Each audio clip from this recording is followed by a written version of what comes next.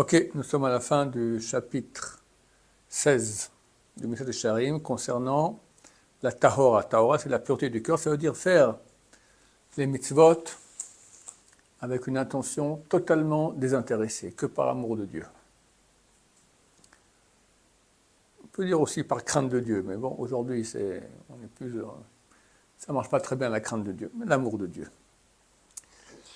Et le Rav nous dit, Vine bemet, et voici vraiment, Zéou amivchan shebo nivchanim, c'est l'examen par lequel sont examinés, le nivdalin, et sont séparés, sont différenciés, Ovdei Hashem asmam bemadrigatam, les serviteurs de Dieu, eux-mêmes, dans leurs différents degrés. Donc, plus quelqu'un fera une missa avec amour de Dieu, désintéressé, plus il aura un niveau de proximité de Dieu. Car celui qui sait purifier son corps plus, c'est celui qui va se rapprocher plus, et qui est le plus aimé par Hachem, béni soit-il. Ce sont les Rishonim, donc les rabbins d'antan, Asher Ba'aretz Hemma, qui étaient ici sur terre, Asher Gavrou, qui se sont renforcés, Venitzchou, et ont gagné Badabarazé dans cette chose-là. Ha'avot, les patriarches, donc Avraham, Isaac et Yaakov, comprenez, on est loin, très très loin d'eux. Mais c'est écrit, chacun de nous, chaque juif doit dire, quand arriveront mes actions à ceux de mes ancêtres, Avraham, Isaac et Yaakov. Si on vise haut, alors on arrive comme à un petit niveau. Une fois, j'ai vu dernièrement quelqu'un, il a dit à Baba Saleh qu'il était comme Yaakov Avinu. Il s'est mis à pleurer, il était très fâché, c'est quoi?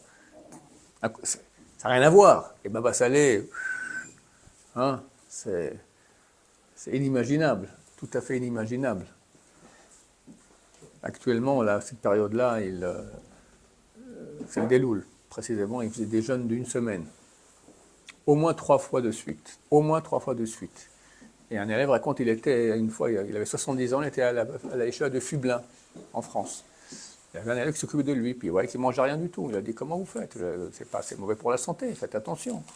Il dit, mon cher ami, si on fait une course, toi et moi maintenant, j'ai 70 ans, j'arriverai avant toi, je serai plus rapide que toi, bien que je jeûne. Donc ça n'a rien à voir. Voilà, donc, et ça c'est Baba Saleh, d'accord, qui part avec Mashiach. Une fois, il est monté, il a monté 250 étages, il part avec Mashiach. Non, c'est des trucs de... Et quand on lui dit qu'il est comme Yaakov Avinu, il se met à pleurer, que ça n'a absolument rien à voir. Donc, les Avot Akudoshim, c'est... Et néanmoins, on doit tendre vers cela. Les autres bergers qui ont purifié leur cœur devant Dieu. C'est ce que le roi David avertit son fils Shlomo, car Dieu demande, exige tout le cœur. Et il voit tous les penchants des pensées. Donc il voit à quel point tu fais par amour de Dieu. Et ainsi ils ont dit aussi, nos sages de mémoire bénis, Dieu veut le cœur. Ça, il faut le savoir beaucoup, d'accord? C'est l'essentiel, c'est l'histoire d'amour. Faire toutes les actions, c'est dur de faire les actions. Mais celui qui a déjà un niveau, il fait les actions. Il mange kasher, il fait les brachot, il prie, il fait Shabbat, ok. Et il croit qu'il est sorti qu'il est déjà arrivé à un niveau. Rien du tout. Dieu, il veut ton cœur. C'est une histoire d'amour. Une histoire passionnée. Passionnée. Qui endai la adon baruchu b'ma'asim levadam. Voilà. Exactement ce que je viens de dire. Je copie. Car il ne suffit pas au Seigneur, béni soit-il, que les actions. Chez Yuma'aseh mitzvah, que ce sont les actions de mitzvah. Et là, ikar lefanav, mais l'essentiel devant lui. Shalev yetahor, que le cœur soit pur, le chaven ba l'avoda metit, qu'il y ait une des intentions d'un service authentique, c'est-à-dire par amour de Dieu. Vine, et voici. Alev wa melech, le cœur, wa melech lechol chelkei aguf, il est le roi de toutes les parties du corps. Benoheg bam, c'est lui qui les conduit. Et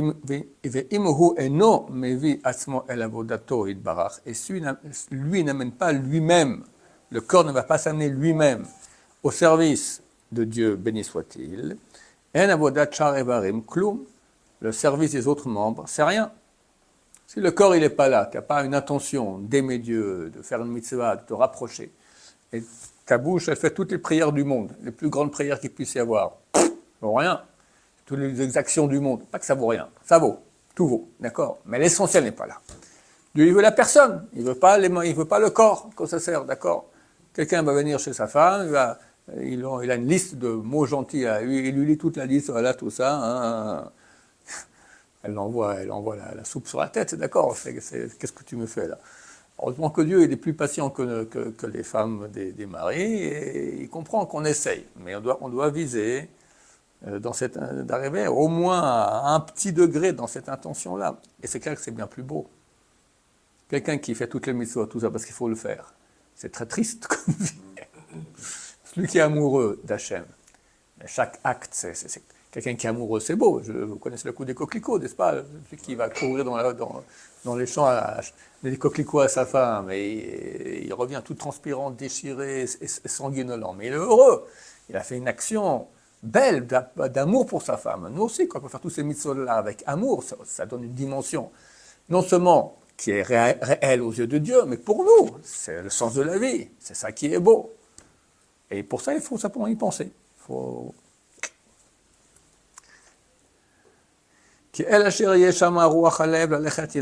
Car dans la direction, où se trouvera le souffle du cœur à aller, là-bas les membres iront. Au Mikra Katuv Beferush, et cela est écrit clairement dans Michelet, Tna bni libecha li, donne-moi mon fils, ton cœur à moi. Voilà, on ne peut pas plus clair. Chapitre 17, comment accéder, acquérir cette pureté du cœur. Hine, voici.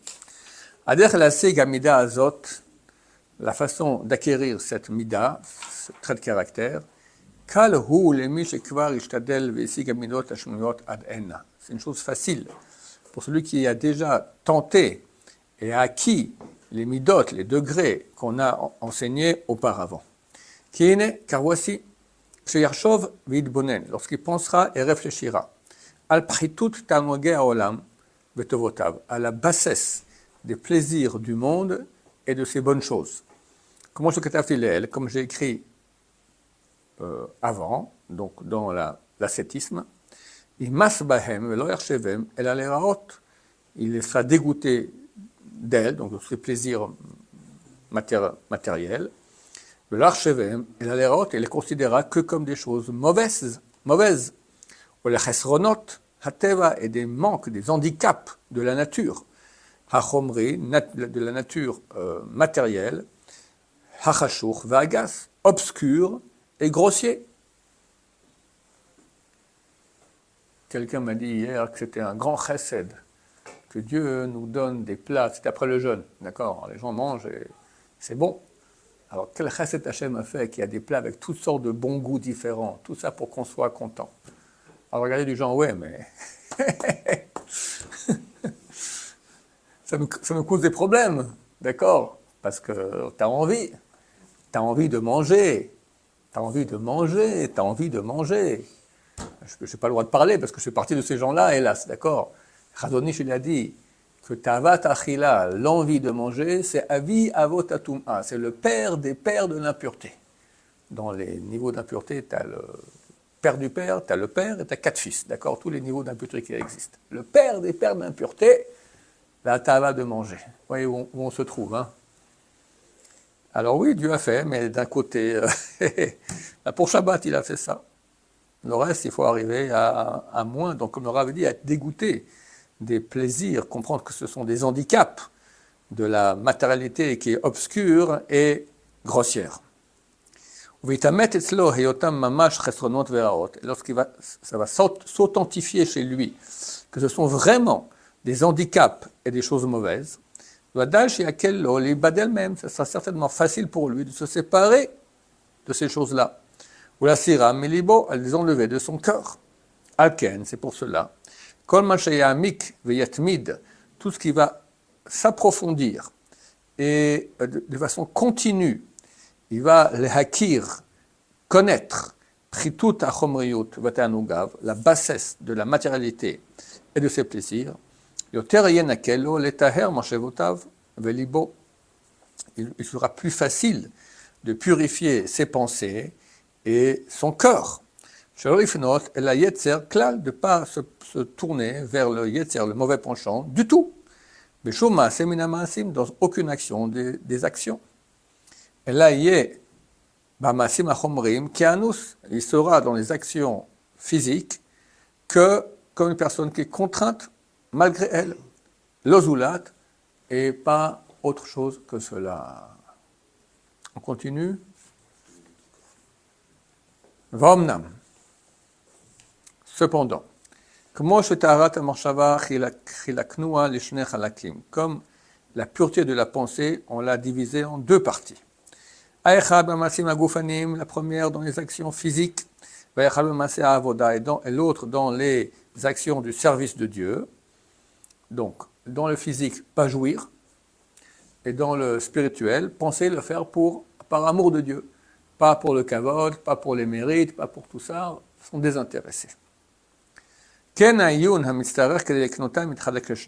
même, alors la réflexion qui sera nécessaire pour acquérir cette pureté dans ces deux domaines se séparera en deux.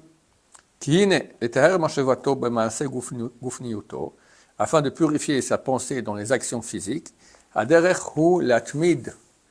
voie est de façon continue, avoir une istaklout, un regard, après tout Taolam Vetanogav, sur la bassesse du monde et ses plaisirs. Comme j'ai écrit. Et pour purifier ses actions dans le service de Dieu, et de purifier sa pensée dans les actions du service de Dieu, donc le faire de façon désintéressée par amour de Dieu uniquement, qu'il multiplie la réflexion sur la tarmit. Tarmit, ça vient du mot, voilà, très bien, merci. L'escroquerie du kavod, l'orgueil, t'es quelqu'un, ou chzavav, et c'est le mensonge. Aïe, aïe, aïe, aïe, aïe. Virgil atzmo livroach memeno, et qui s'habitue à en fuir. Les grands de Torah fuyaient le kavod, fuyaient. Parce que ça se colle. Encore un bonbon, tu passes, ok, c'est un peu doux, ça passe, mais le kavod, ça touche tout le monde, c'est terrible, c'est un vrai poison. Je vais raconter la Rabban Sion. Quelque part, le Rav dit ici que le kavod, c'est comme un serpent qui mord. Et mon Chavruta m'a raconté, il était très proche de Rabban Sion. Il a dit qu'un jour, il était un peu comme ça, un peu triste, comme ça, il a beaucoup de problèmes, le pauvre. Alors, il lui a dit, Kvod Harav, Be'ain Hara, tous les psakim, les décisions ilchatiques, les livres du Rav, ils vont dans le monde entier, tout ça.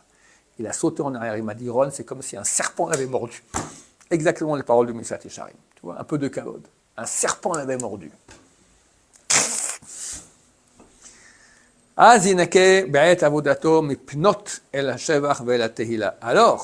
il pourra se nettoyer dans son service de Dieu, de se tourner vers la louange et les compliments, que les gens le complimenteront et le loueront.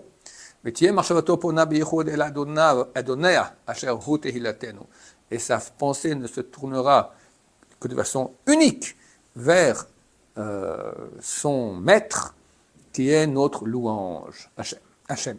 Vous kol tuvenu v'shemutenu, et qui est tout notre bien et toute notre perfection. Ve'fezulato, il n'y a rien d'autre que lui. C'est bien qu'on parle de ça, Rosh Hashanah, c'est vraiment le jour où on se rend compte plus qu'il n'y a que Dieu et sa royauté, et c'est tout. Vechen Omer, de même il dit, Hu tilatecha, hu Elohecha, il est ta louange, il est ton Dieu. Baruch Adonai, l'olam, amen, amen.